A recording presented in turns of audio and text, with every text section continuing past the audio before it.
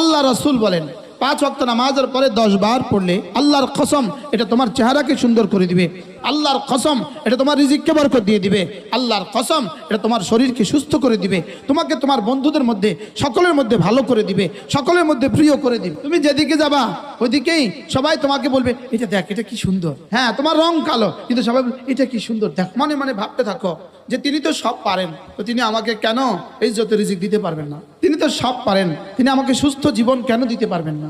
তিনি তো সব পারেন, তিনি আমাকে সুন্দর একটা দিনদার বিয়ে কেন করাতে পারবেন না? আল্লাহ তিনি তো সব পারেন, আমাকে একটা চাকরি দিতে কেন পারবেন না? তিনি তো সব পারেন, তো আমাকে একটা ব্যবসা দিতে কেন পারবেন না? এটা আপনাকে জাহান্নাম থেকে নাজাতের কালিমা, এটা জান্নাতে যাওয়ার কালিমা। আমি আমার জীবনের হেফাজতের চাদর, হেফাজতের রশিটাকে যেন রব্বে কারিমের হাতে তুলে দিলাম। এটা সূর্যের চেয়েও সত্য। কালকে সূর্য উঠবে কি উঠবে না সন্দেহ আছে, এটার মধ্যে কোনো সন্দেহ নেই। ক্ষমতা শুধু তার।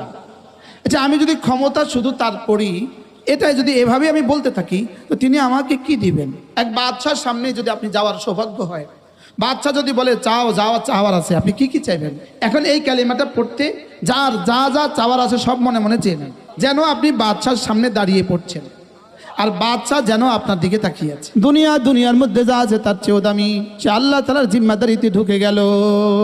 এটা জাহান্নাম থেকে বাঁচার ওয়াদা, এটা জাহান্নাম থেকে বাঁচার ছাড়পত্র। আল্লাহ নবী বলেন কোন মানুষ যদি এই কালিমাটা প্রতিদিন 100 বার পড়ে, আল্লাহ রাসূল বলেন ফালাহু আইদলু 10 রিকাব, 10টা গোলাম আজাদের নেকি দান করবে।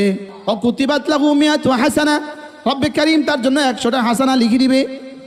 ও মুহিয়াত আনহু মিয়াতু সাইয়্যা, 100টা গুনাহ মুছে দিবে। ওয়া কানাত যালিক হিরজাম মিনাশ শাইতান ফি যালিকাল ইয়াউম আও ফি তিলকাল লাইলা, এই দিন এই রাতে আল্লাহ তাআলা তাকে শয়তান থেকে বাঁচাবে। ওয়ালাম ইয়াতি আহাদুন বিআফদালা মিনহু ইল্লা মান আতা বিমিথলিহি আও আকতারা মিনহু, তার চেয়ে উত্তম নেকি নিয়ে হাসরের ময়দানে আর কেউ উঠবে না।